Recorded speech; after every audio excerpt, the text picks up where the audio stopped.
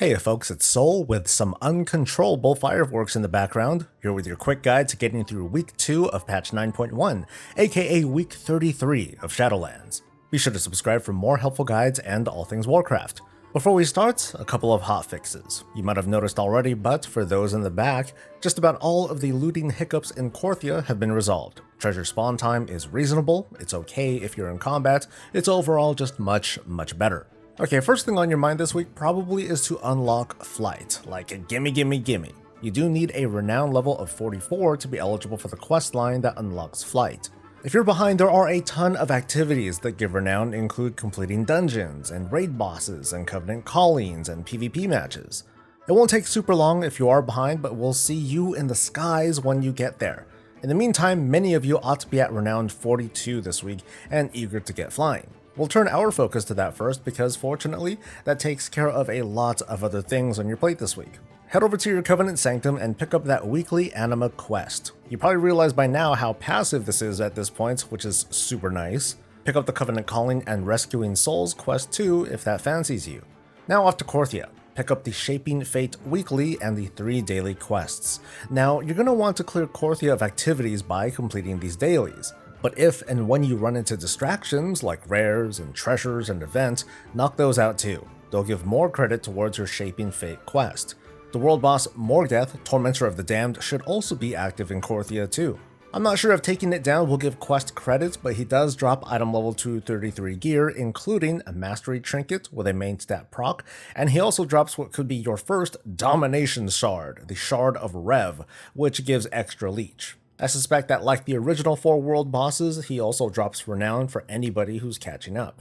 Once you finish up in Korthia, you should have made significant progress into your weekly. Now you can head over to the Maw. Pick up the daily quests there and at least consider doing them while making your rounds. It shouldn't be mandatory, but it does pay to be safe. Out in the Maw, rares that are marked with a star give credit towards the Shaping Fate weekly. However, the other rares do not. Kill those off if you're hungry for some Stygia though, can't hurt. But definitely do the Covenant Assault for your weekly cinders, additional credit, and who knows what else comes out of that cornucopia of a chest. This week we're going to see the Kyrian and Necrolord Covenant Assaults, we just don't quite know which order. Pay special attention to the Necrolord Assault if you're going for that gold fist mount. But if and when the Tormentors of Torghast event does pop up, drop everything that you're doing and head over there to participate in the event. This is going to give you more of your weekly cinders, prizes, and quest credit. There may be an elite quest over in Desmatarian as well. This is around here, east of the Beast Warrens, close to where the Sanctum of Domination raid instance is. Once you're done with the events, you ought to be pretty darn close to finishing Shaping Fate. If you're not, try knocking out those Maw dailies or do another circuit around there and Korthia for rares and treasures. That ought to finish up your 2 weekly quests for sure. With that, you should be at Renown 44 and can start the next leg of the campaign over in Korthia. Complete the new quest line and you'll receive an additional renown, some soul cinders, and the Memories of Sunless Skies, which unlocks flying account-wide. Cool. Now let's take care of the rest of the week, and keep in mind that we're still sort of calibrating the specifics on events that are happening or opening up, so I apologize in advance if some of the information here turns out to be incorrect. The world boss this week is Giant Dredger Guy over in Revendreth. Swing on by if you're missing legendary memories for Demon Hunters, Warlocks, or Death Knights. The weekly event is the Pet Battle bonus event, which is more significant this time around because on the following Monday, the day before reset, is Super Squirt Day for North American realms. That's when you can take advantage of a special trainer that appears in the Warlord's Garrison that lets you max out battle pets super duper fast. It's a great time for pet collectors to power up their new 9.1 pets and for gold makers to profit off of them. In the video description, I'll provide a link that will talk you through how the event works. The PvP brawl this week is Classic Ashran, which is a welcome start to the new season. Just hang around and help out until you get your conquest reward and then dip, or satisfied your bloodlust, whatever floats your boat. Over in Mythic Plus World, your Valor should be converted into gold and thrown into your mailbox. We don't know what the starting Valor cap is going to be since Valor is coming in on day 1 of the season this time, but it could be around the 750 range that we're used to seeing with each week. Last week's affixes were Fortified, Bursting, and Storming, but frankly, we don't know what the new schedule is going to be. For now, we're going to have to wait and see, but we do know the Tormented affix will make its debut live this week. Each dungeon will have 4 mini-bosses to kill which drop a round of anima powers. The powers themselves are static, so we always know what powers to pick up. In some cases, the power that you want may be the same each and every time, but you'll also want to consider the current affixes, the dungeon that you're in, maybe even which mini-bosses you're taking on first, because one power might be better in an earlier or later part of the dungeon, hence the whole strategery. Torghast Layer 10 should now be accessible. Hopefully it'll be available right away if you completed a Layer 9 last week with a score of 4 or more gems. If not... With an additional 180 tower knowledge from the previous week, it stands to reason that another 180 will be added to the season total.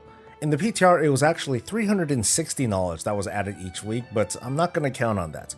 Very optimal people may have went a certain route so they can unlock the Adamant Vault as early as this coming week. Going this route with your talent selections will make it so that you can put a point into Efficient Looter, Empowered Swiftness, and Empowered Perseverance to have enough points to get to the next tier and select the vault. If not though, honestly this isn't a big deal. Getting to the vault is not gonna make or break the experience of anybody really. But now let's fly out to Covenant Land. After completing the weeklies and the campaign, you'll be at the current renown cap of 45. Renown 43 will unlock the potency row of one of your soulbinds. Renown 44 will get you that campaign quest that we went over earlier, as well as a new follower. And Renown 45 will get you a new row for one of your soulbinds and the Covenant mount to celebrate your reacquired flight. Let's take a closer look at what unlocks.